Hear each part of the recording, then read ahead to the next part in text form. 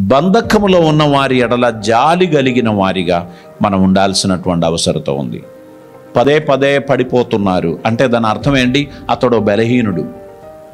మీ పిల్లలు కొందరు పరిగెడుతూ పోతారు, వారిని మీరు పెద్దగా పట్టించుకోవాల్సిన అవసరం లేదు. కానీ నడుస్తున్నప్పుడు పడిపోతున్న కుమారుని మీరు ఎక్కువ జాగ్రత్తగా పట్టించుకోవాలి.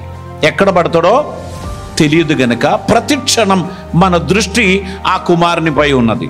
అతడు బలహీనుడు అని మనం గుర్తుపెట్టి మన బలాన్ని అతనికి అందించాల్సినటువంటి అవసరత ఉంది. ఆత్మీయ జీవితంలో కూడా కొందరు బలహీనులుగా ఉంటారు. చూడడానికి హెవీ పర్సనాలిటీ ఉన్నా లోపల వారు బలహీనులు. డిసిషన్ మేకింగ్లో వారు బలహీనులు. వారు నిలకడగా నిలవలేకపోతూ ఉంటారు. వారు పదే పదే పడిపోతూ ఉంటారు.